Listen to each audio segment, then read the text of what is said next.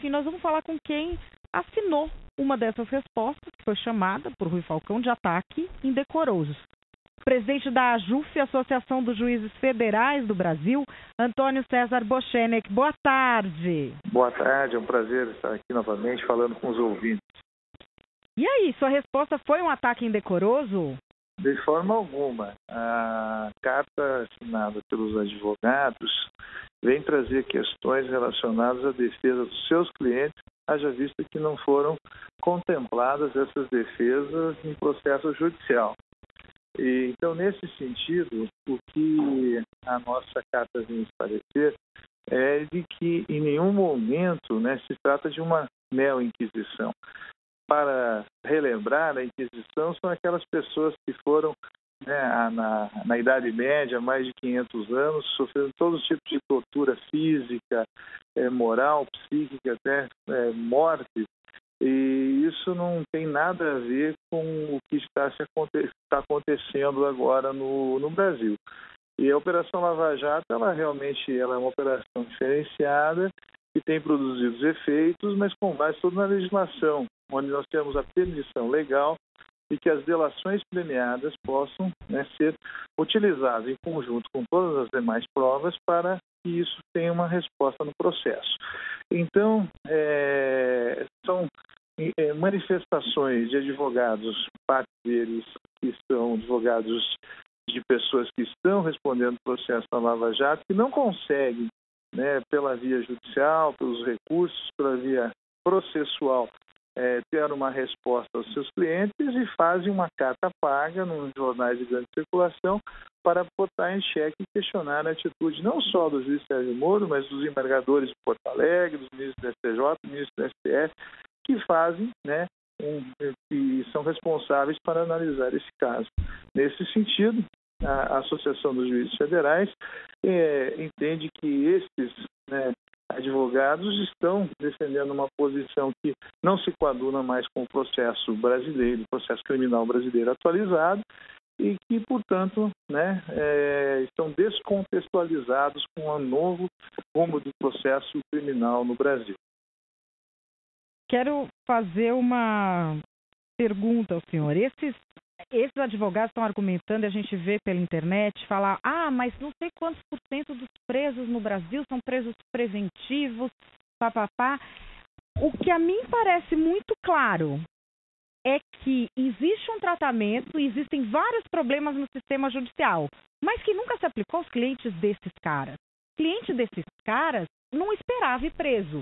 E acho que o problema está aí, né? Para ficar claro, são os empreiteiros, são políticos, são, enfim, figuras que não estavam no foco de ações e operações da justiça, pelo menos até o grande estourar da Lava Jato. Né? Não ia preso e não devolvia dinheiro. Isso aí tem reação. Vocês já estavam esperando isso? Veja, 40%, segundo os dados do Conselho Nacional de Justiça, dos presos provisórios no Brasil, são presos provisórios. Mas o que significa isso? Não tem o julgamento final. São presos iguais aos presos da Lava Jato. Até então, nós tínhamos somente um sistema que operava e funcionava para aqueles menos favorecidos. Neste caso, como estão pessoas mais favorecidas, com mais recursos, empresários, políticos, há uma insurgência. Mas não há uma insurgência em relação àqueles 40% dos presos provisórios que existem no Brasil. Então, você vê aí que são dois pesos e duas medidas desses advogados para tratar uma mesma questão. E nunca ninguém se preocupou com medidas liminares ou medidas provisórias que são aplicadas a todos. Então, assim, é também uma surpresa quando você vê um descontentamento e uma tentativa de manutenção de um sistema antigo, e, portanto, não apenas não sendo feito por meio de recursos aos tribunais. E, portanto, isso vem demonstrar reais objetivos dessa carta. É o fazer barulho por fazer barulho, porque de algum modo falar desrespeito aos réus, desrespeito àqueles que estão presos.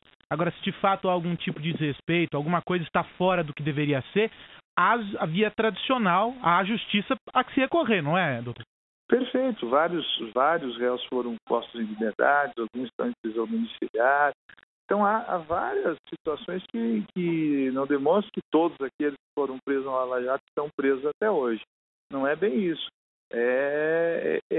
A diferença desse processo, principalmente, é que foram feitas muitas delações premiadas e, quando se faz uma delação, digamos assim, aqueles que infrator entregam os demais.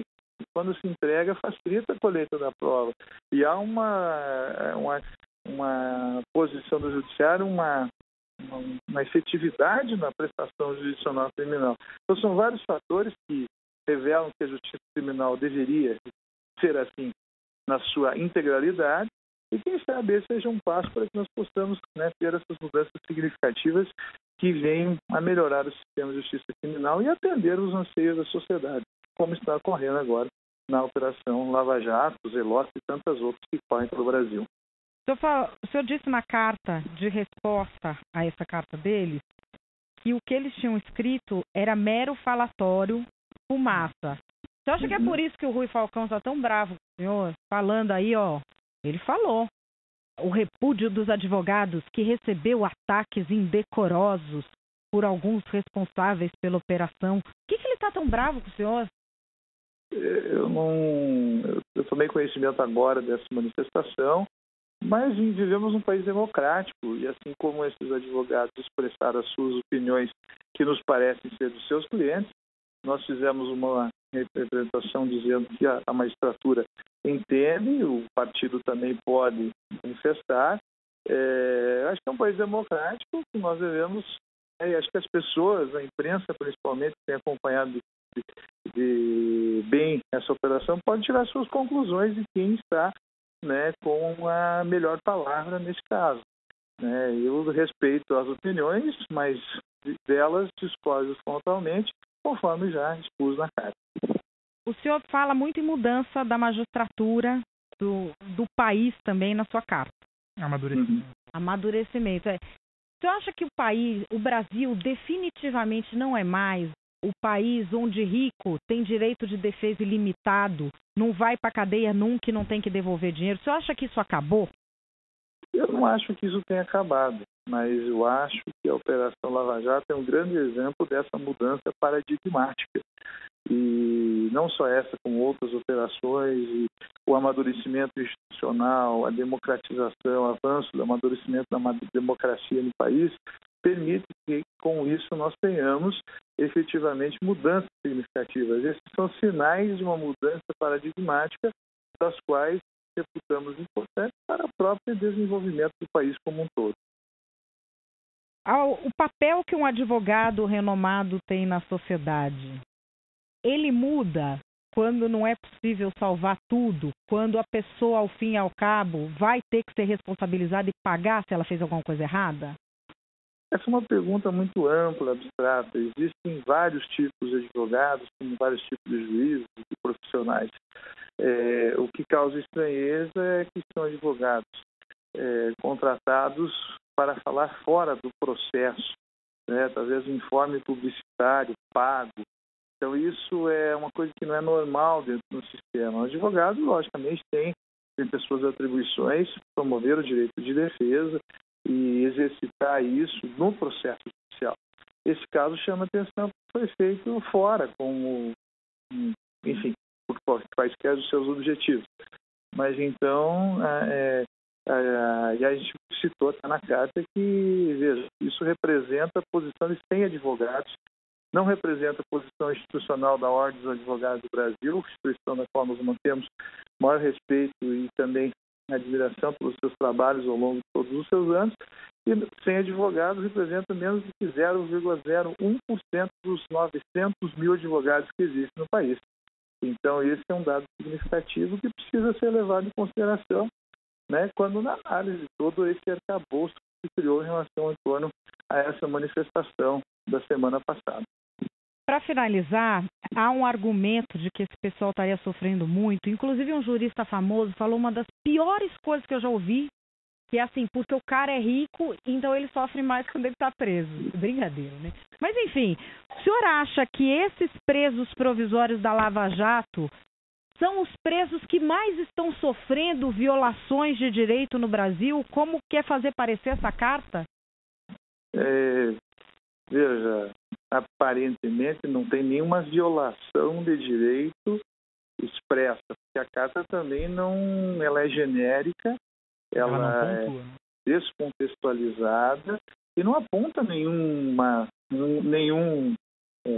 ataque ao direito de defesa, sofrimento, enfim, não tem nada específico e detalhado sobre isso. É claro que nós sabemos que nós temos um sistema prisional que não é o mais adequado, o mais primoroso, que tem seus defeitos e atinge indistintamente.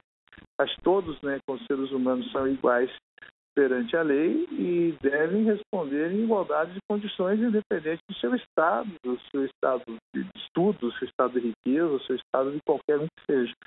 Então, nós temos que velar, logicamente, enquanto magistrados, defendemos um sistema prisional, um sistema penal adequado e igualitário para todos e que procuramos também, na medida do possível, de acordo com os recursos financeiros do Estado, promover o melhor sistema penal.